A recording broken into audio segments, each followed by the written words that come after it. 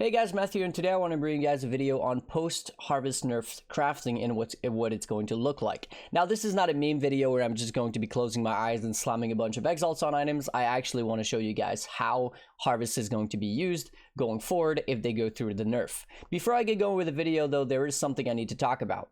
This is not a contradictory video to the last one where I said that harvest was dead. I think a lot of people didn't pay attention to my opening statement in that video where I said that the way I was looking at it in that video was from the perspective of an over average player, not a 1%er. For the people who are absolute gods at PoE, right? For the people who are crafting legends, for the very knowledgeable players, the players who play a lot, the players who make a lot of currency, harvest is still going to be a very powerful tool. But for the average Joe who only gets a few hours a day, who gets to the end game, but who doesn't make these 10 exalt per hour ridiculous amounts of currency, I will stand by my statement that I said in my other video that harvest is going to be dead for those players. Now, is it going to be completely useless? No. But is it going to be in a place where it's worth even going into the garden to complete the harvests? In most cases, unless you really care about the things like divination card crafts and, you know, the random uniques and the random, socket crafts, colors and all that, from a pure crafting point of view, for the average player, harvest is indeed going to be pretty useless. And this is what I want to showcase in this video, but I also want to give you guys the rule set of how the new harvest post-nerf is going to work. Okay, so now that that's out of the way, let's get into the actual video.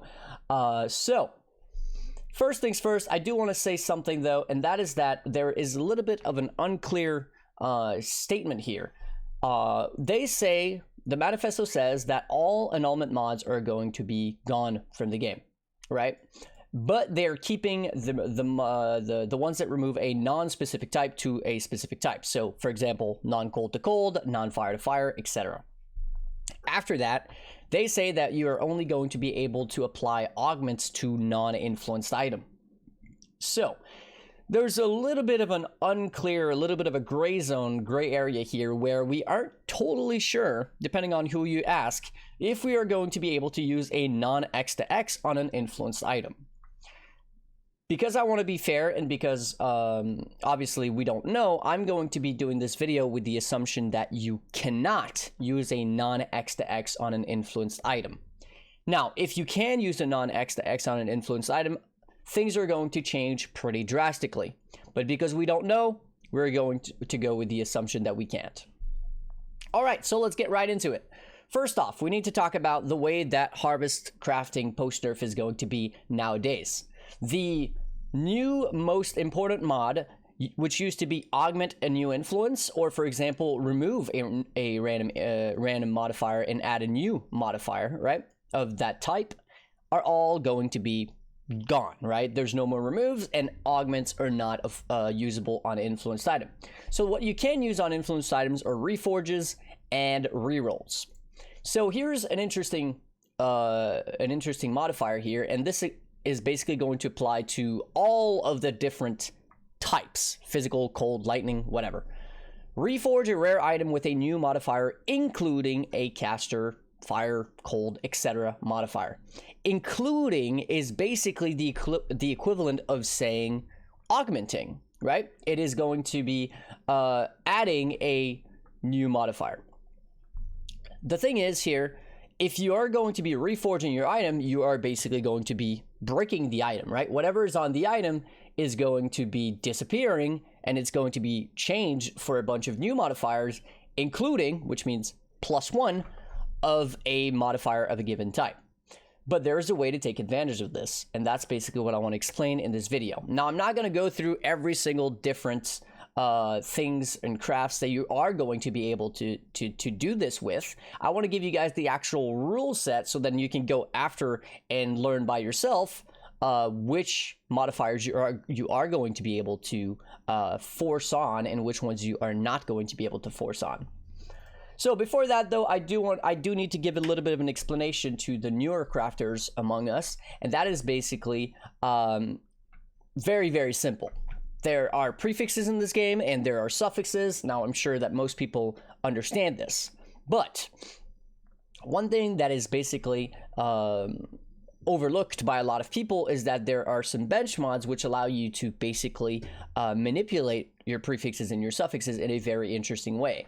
And the modifiers that I'm talking about are either prefixes cannot be changed, suffixes cannot be changed, cannot roll attack modifier, and cannot roll caster modifiers.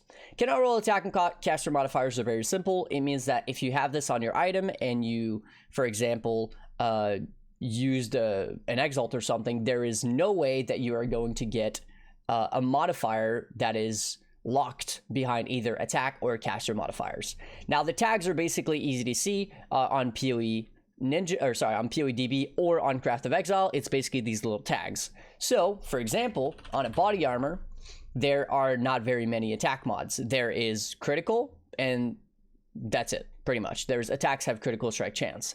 So what that means is that if I had cannot roll attack modifiers and I augmented an attack, or sorry, a critical stat, there is 0% chance that I can get this from it. Now, of course, because there are no other critical stats other than spell crit, that would mean that we can guarantee spell crit. That was basically the idea behind the old pre-nerf harvest crafting, at least when it came to blocking mods and whatnot. Now what we're going to be looking at and paying a lot more attention to is the prefixes cannot be changed and suffixes cannot be changed. The thing about these two modifiers here is that prefixes cannot be changed as a suffix and suffixes cannot be changed as a prefix. So what that means is that essentially you could have 3 prefixes and then craft on prefixes cannot be changed, which is a suffix, and then you could also have another suffix, and then no matter what you did to these suffixes, including even scouring the item, so long as you don't just val it, the prefixes would be left unchanged no matter what, so long as this mod is there. The interesting part, and the thing that a lot of people do not know about these modifiers here, suffixes cannot be changed and prefixes cannot be changed, is that cannot be changed means that the ones that are currently on there cannot be changed, but it does not mean that you cannot add a new one. And that is going to be very, very important with the new post-harvest nerf crafting. All right, so now that I've explained the baseline of it, let's get into some actual examples so that it makes a little bit more sense. So what I'm going to be looking at here is one that I've seen a lot post up on Reddit. A lot of people have been basically saying, oh no, you can still deterministically get Explode through the post-harvest nerf crafting, and they're not wrong. So let's talk about it. First things, we need to talk about the rule set of actually being able to force on a mod. So right now I'm looking at body armors with strength on it. So let's go ahead and go back to that. Body armors with only strength. Okay. The way that we are going to be determined whether we are able to force on a mod or not is going to be very, very specific. There's only going to be a very limited amount of modifiers in the game which are actually going to respect the rule set that I'm about to give to you guys. The first set of rules, because there's basically going to be 2 different ones or 3 different ones, I can't quite remember. The first set of rules is that you can force on or guarantee any prefix or suffix on an item if the tag to that prefix or suffix is the only prefix or suffix with that given tag. All right, so that's going to be the first set of rule here. For example, and I'm going to go through and talk about a sword, actually. So we are going to be looking at a sword, which is going to be a warlord sword. Now, finding these mods is going to take a lot of work, and which is why I said this video is not going to include every single one of the possibilities that you do have, but I'm going to give you guys the rules for it. So in this example, we're going to be using a one-handed sword, and we're going to look at the speed tag. If you look at the speed tag on a one-handed sword, you will see that as prefixes, there is only a single prefix on a foil, or sorry, on a one-handed sword, which has the speed tag. This means that with the post-harvest crafting, we are able to force on this mod. Now, being able to force on this mod does not mean that we can force on T1. It just means that we can force on some mod within the given mod pool. which means if we get the worst of the worst, we are stuck with the worst of the worst. There's nothing we can do about it. But the interesting thing here is going to be paying attention to the suffixes, because the suffixes are also important in whether you can actually force on the mod or not. So let me go ahead and give you guys an example here. What I'm looking at right now is a foil which has Merciless and Flaring, which are 2 T1 stats. So in this case, what we're doing here, and T1 attack speed as well, what we're going to be doing is we are going to be locking our prefixes. Remember that if we lock the prefixes, no matter what we do, like even if we used a Scouring Orb right now on the foil, our prefixes would be safe, at least once, right? Because after that, because its prefixes cannot be changed and we scour it, we are scouring the suffixes. Therefore, the prefixes cannot be changed modifier is going to be going away. So if you scoured it again, well, it would, you know, be bricked. So this is going to be very important, because if we go under Harvest Crafting and we use the reroll plus, which I mentioned earlier, we already have an attack speed modifier on the foil, right? Which means we cannot get other modifiers because this is obviously a Warlord foil. So the only modifier that we can actually get if we augmented a speed modifier, or if we rerolled adding a speed modifier or including a speed modifier, should technically be this one right here, right? So if I go to reroll, and reroll plus is what it looks like on Craft of Exile, and I did speed with prefixes cannot be changed, you will see that I will get this mod, but not every time. Okay, and this is going to be very, very important. So let's go ahead and I'll give you guys a few examples. See, this time I didn't get it. This time I didn't get it. This time I didn't get it. Didn't get it. This time I did get it, okay? So why is it that sometimes you're going to get it and sometimes you're not going to get it? Well, it's very simple. To be able to guarantee that you would get this mod, right, would require not only to lock in your prefixes and make sure that this is the only prefix that you can get, but you also need to make sure that any of the other affix type, which would be suffixes in this case, are all present on the item. So the way that I would have to do this to guarantee that I actually get this mod here is to not only lock my prefixes, but also lock my suffixes. Because if I locked my suffixes and I have attack speed present on the item, and then I reroll, reforge the item with a guaranteed additional speed on speed affix on my item, if I already have attack speed, the only thing that I can get is going to be this speed hybrid here.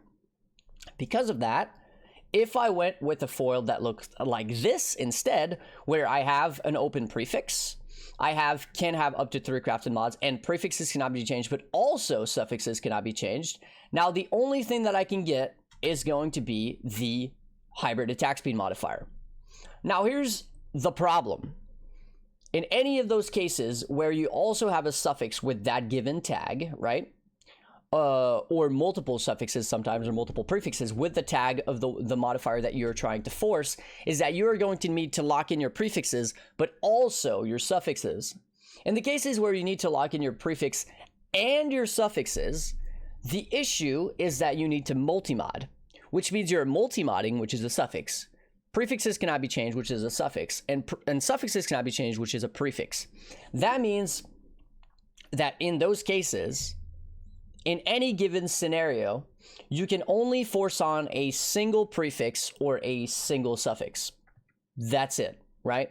Because if you don't have these double blocks, which does require crafted modifiers, then it's going to be impossible to basically guarantee that the mod that you want you're going to get, but also that you don't brick the mod, the other mod, if you do care about the other mod. Now, I know that this is pretty complicated, which is why I said in my other video that for the average Joe, harvest crafting is going to be very, very difficult to take advantage to with the upcoming nerfs. For the 1%ers, such as myself, the very advanced crafters, the people who, play the game a ton, this is not that complicated.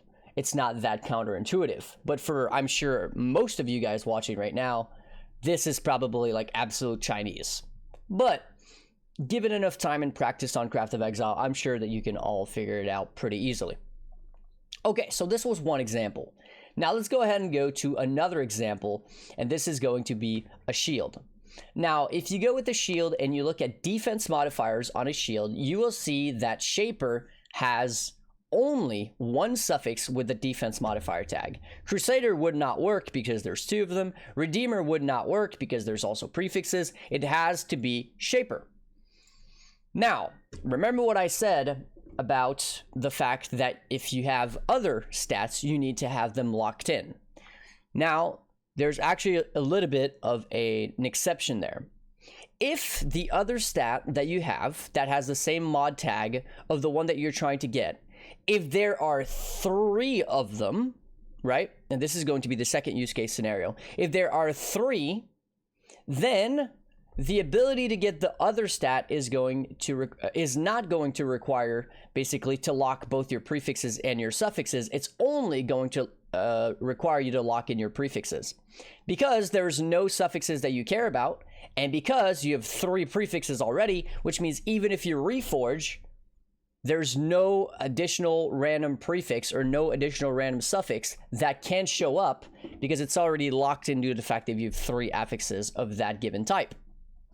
So if we look at a Shaper shield with triple energy shield prefixes, but it doesn't have to be energy shield prefixes technically.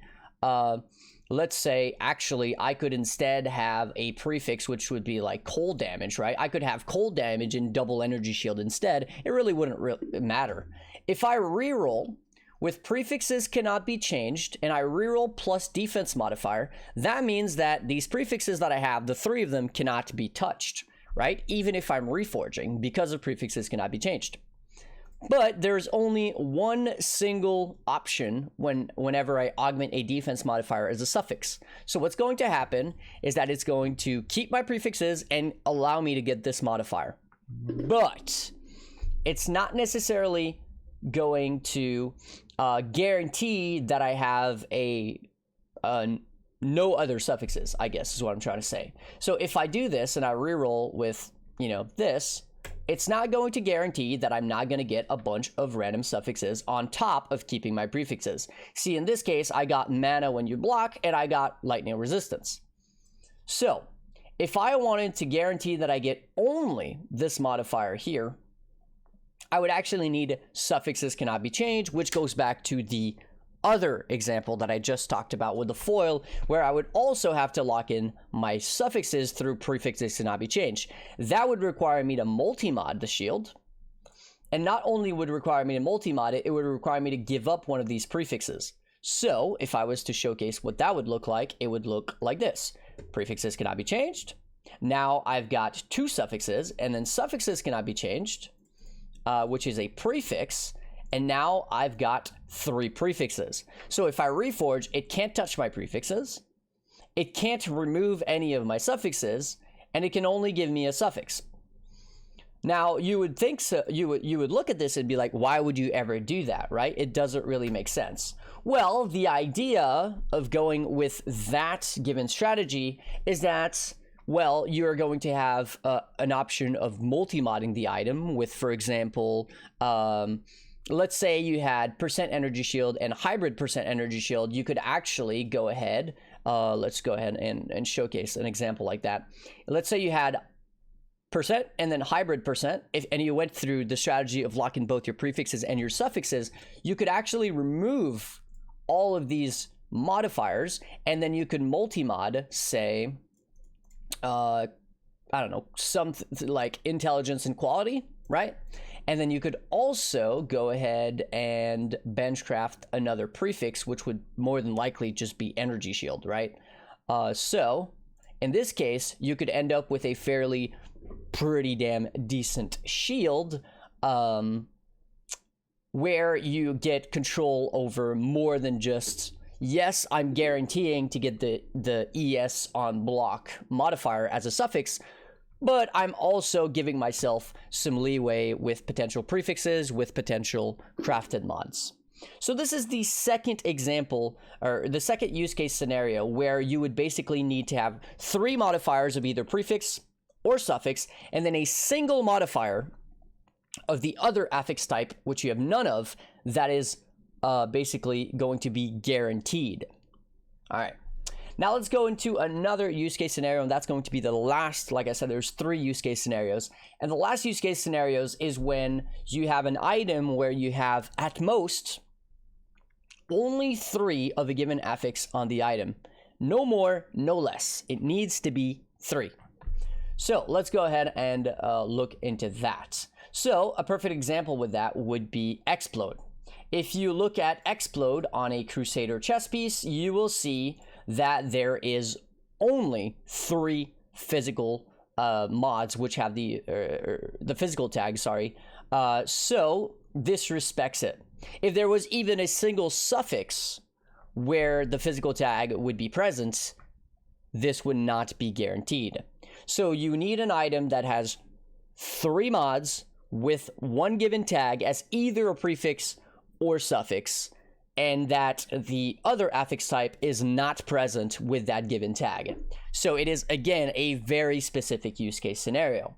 So if we look at, again, our chess piece here, where we have 3 physical prefixes and no physical suffixes, we have physical damage leeches lightning, and then we also have reflect, which are 2 physical tags, and the last one would be Explode, right?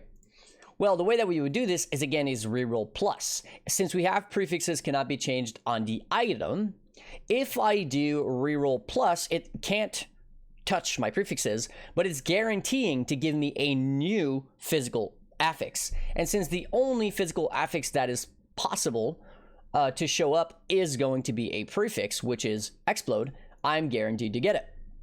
But I'm not guaranteed that it's going to turn into a usable item. As you can see, in this case, we got 3 different suffixes. Now, on average, you should only get a couple because most items in this game will have 4 affixes, a fairly small or average, I think it's like 20-something% of the items will have 5 affixes, and a very small portion of items in this game will actually end up with 6 affixes.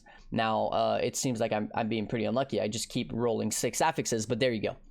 So what happens in a case like this, where you end up with either 4 or 5 affixes, is that you could simply craft on prefixes cannot be changed again, and then scour it, and then you would have, you know, open suffixes to either multi-mod double resistances or whatever like that. You could also go with Reforge, keeping prefixes until you end up with some usable suffixes, right? That is another use case scenario.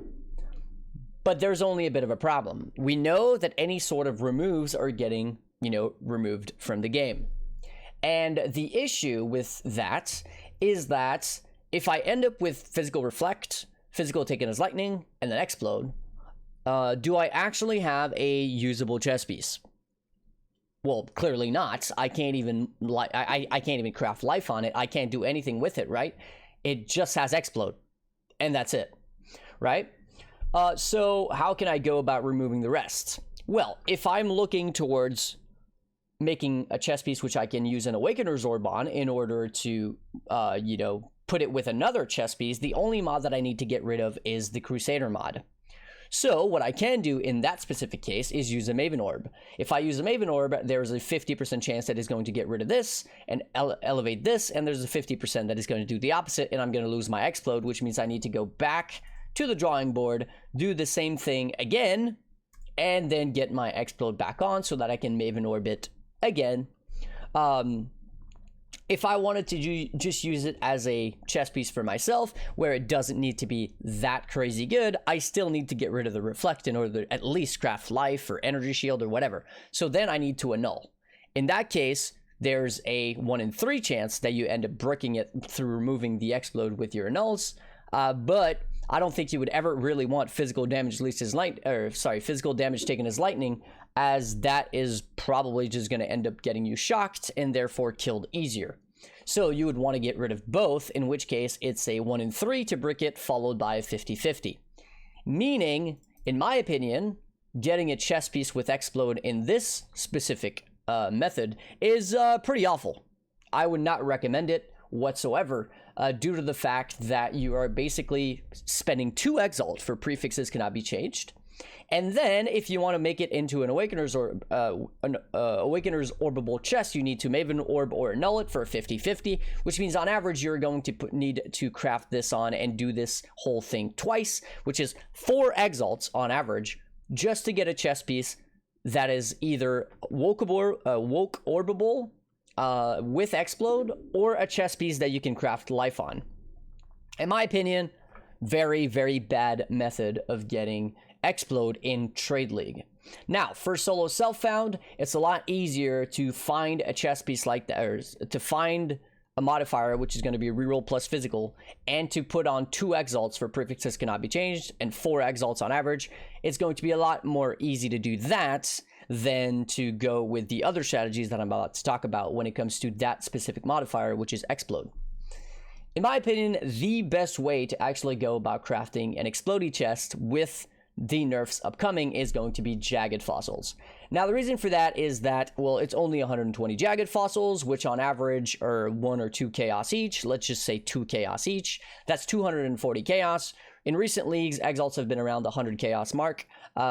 Obviously, we don't count Heist as part of that, because Heist was basically an anomaly. So 100 chaos, which means you're going to have to spend about 2.4 exalts on average, plus the resonators, so a little bit over 2.4 exalts, maybe around 3 exalts, but you are basically guaranteed to get Explode by itself. Now, you're not actually guaranteed to get Explode by itself, but I'm going to go ahead and showcase the numbers real quick as to why I think this is a much better method than this method, which I think is actually trash.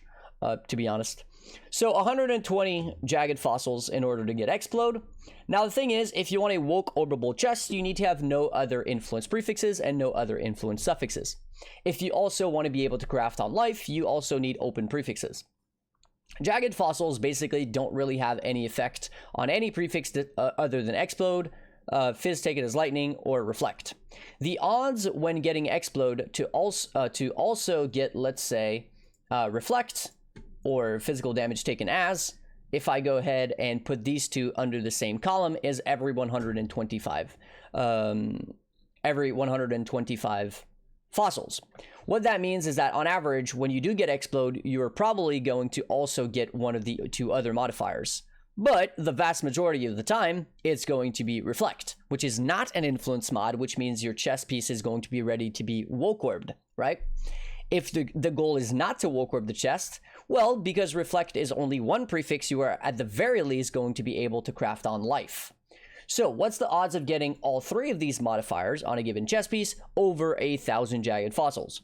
Which means when spamming Jagged Fossils, your odds of getting an unusable or unwoke orbable chest through the Jagged Fossil route is very, very slim compared to the odds where, well, every single time it's going to be an unwoke orbable chest if you go with the new post-nerf harvest method of doing that.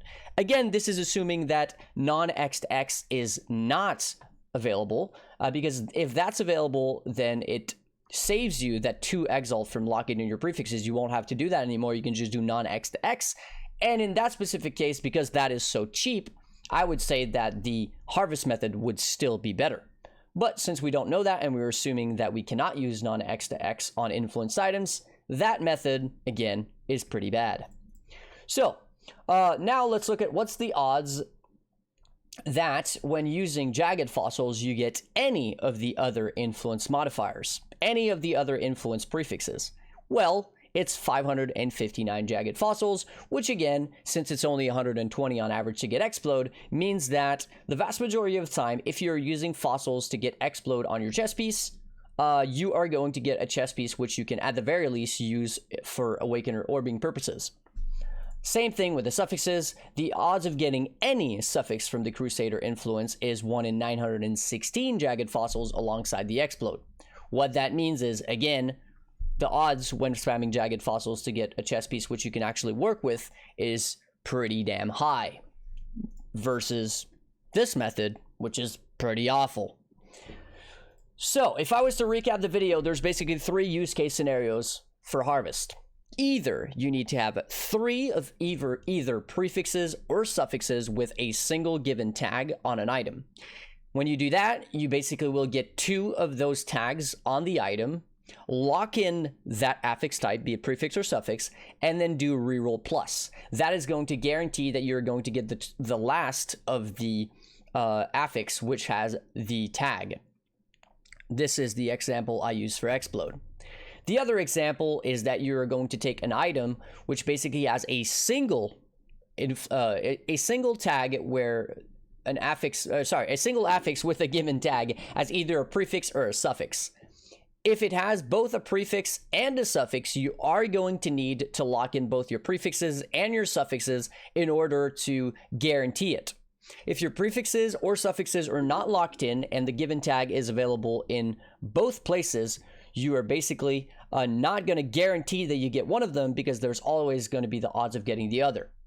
If you want to be safe and make sure that your affix is untouched in both a prefix and a suffix, you're going to need to lock in both your prefix and your suffix before you use the Reforge Plus. And that is the example that I used for the foil, where if you lock in the prefix and the suffix and then you do Reforge Plus with speed, you are going to keep your attack speed and you're going to guarantee the physical hybrid modifier. And the last case scenario is the case where you have full prefix or full suffix of any tags, it doesn't matter, and you have basically one and only one affix where the tag that you're trying to get is available through either a prefix or a suffix. So that's the example that I use for the shield. If you have locked in full prefixes, right, and you want to guarantee the suffix, or if you had full suffixes and you want to guarantee the prefix, all you need to do is lock in either the prefixes or the suffixes and then do the reroll plus, and that's going to guarantee the modifier that you're trying to get. The only issue in this specific case is that when you do that, you have no control over the other affixes that are potentially going to be showing up whenever you do that. In which case, if you want to have control over the other affixes, you need to do, like on the foil, like I mentioned, you need to lock in both the prefixes and the suffixes, and that is basically where you would have at most 2 prefix and you're trying to get 1 suffix. So again, you might have to watch this video a few times to really understand the entirety of it, but this is what post-Nerf, post-Harvest Nerf crafting is going to look like from the standpoint of an actual crafter. Now, as always, before I go, I want to say a huge thank you to my supporters. Jordan, Lost with a Map, Cremis, So Nice, Flame Scorpion, Nathaniel, Richard, JW Players, Scott, Youngby, Tuk Tuk, Michael, Ashley, Pabloms, Cool, Keebs, Marcus, Justin, Matt, Kevin, Powell, Mercury, Ethan, Citri, Jared, Axel, and Acid, as well as Phenom and Trevor. Thank you guys all so much for your support. Hopefully you guys enjoyed the video, and I'll catch you guys in the next one. Peace.